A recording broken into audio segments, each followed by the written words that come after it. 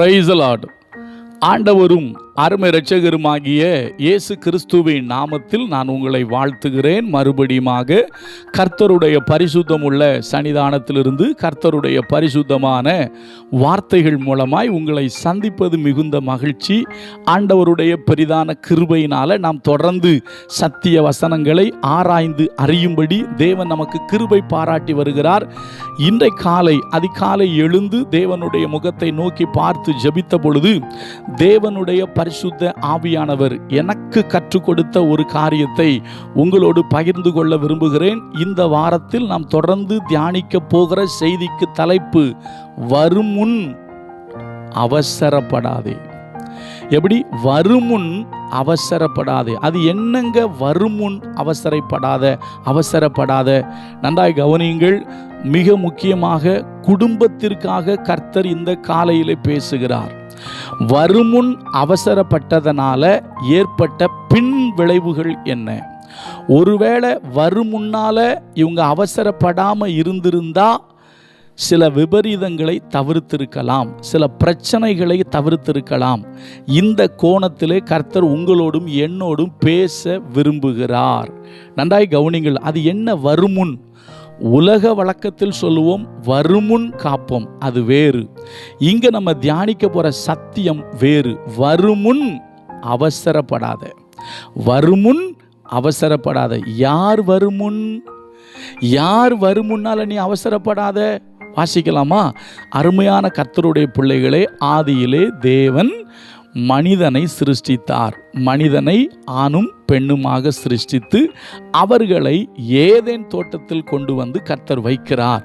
ஒரே ஒரு கண்டிஷன் சொன்னாரு, நீ எல்லாவற்றையும் சாப்பிடலாம், தோட்டத்தின் மத்தியில் இருக்கிற நன்மை தீமை அறியத்தக்க விருட்சத்தின் கனியை மாத்திரம் புசிக்க வேண்டாம் என்று கர்த்தர் சொல்லியிருந்தார். கர்த்தர் சொன்னது ஒரே ஒரு கட்டளை தான், நிறைய சொல்லலை. உங்களுக்கு தெரியுமா? அவர் நீ ஓய்வு நாளை கொண்டாடணும் அப்படின்னு அன்னைக்கு சொல்லலை.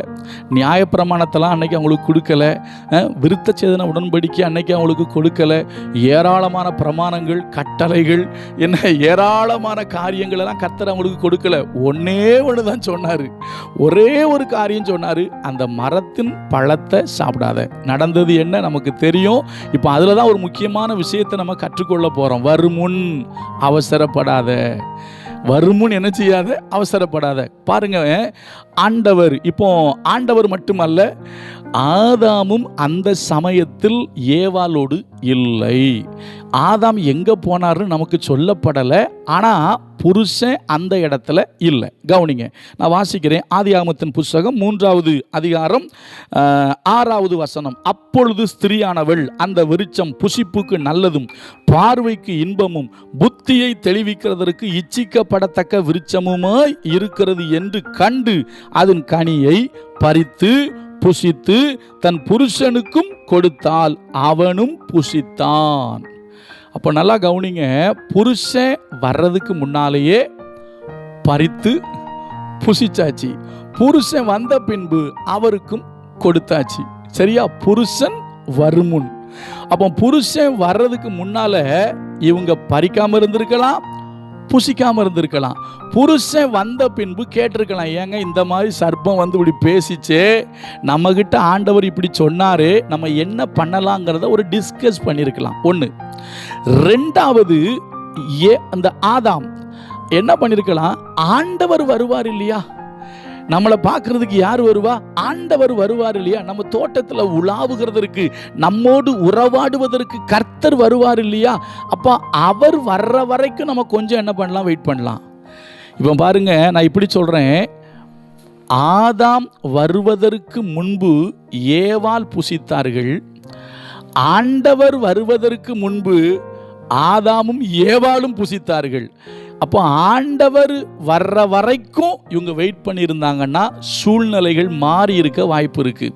அப்போ ஆண்டவர் வர்றதுக்கு முன்னால் இவங்க என்ன பண்ணிட்டாங்கன்னா அவசரப்பட்டுட்டாங்க. அதனால தான் கர்த்தர் சொல்கிறாரு, வரும் முன் அவசரப்படாத.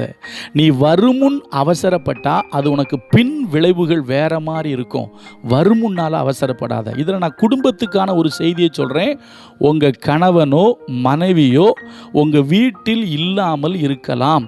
அவர்கள் இல்லாத போது அவர்கள் வருவதற்கு முன்பதாகவே நீங்கள் வேறு யாரோடும் எந்த விதத்திலும் வாக்குறுதிகளை கொடுக்காதீங்க, வேற டிஸ்கஷன் பண்ணாதீங்க. உங்கள் கணவன் வரட்டும், நீங்கள் சொல்லுங்கள் அவர் வரட்டும்.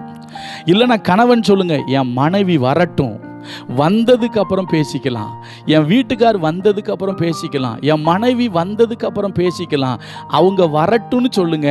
வரும் முன்னால் நீங்கள் அவசரப்பட்டால் அது உங்கள் குடும்பத்தில் பின் விளைவுகள் வேறு மாதிரி இருப்பதற்கு வாய்ப்பு உண்டு என்பதை இந்த காலையில் கர்த்தர் உங்களோடு பேசுகிறாரு. அதனால் ஒன்றை புரிந்து கொள்ளுங்க. ஒருவேளை வீட்டில் இருக்கிற மனைவியாக இருக்கலாம், வீட்டில் இருக்கிற கணவனாக இருக்கலாம். நீங்கள் சொல்லுங்க அவங்க வரட்டும், அவங்க வரும் முன் நான் எதுவும் சொல்ல மாட்டேன், அவங்க வரும் முன் நான் எதுவும் பேச மாட்டேன், அவங்க வரும் முன் நான் எதுவும் செய்ய மாட்டேன், அவங்க வரும் முன் நான் இதுக்கு ஒத்துக்கொள்ள மாட்டேன். அதனால தான் கர்த்தர் பேசுகிறாரு, வரும் முன் வாயை திறக்காத, வரும் முன் அவசரப்படாத.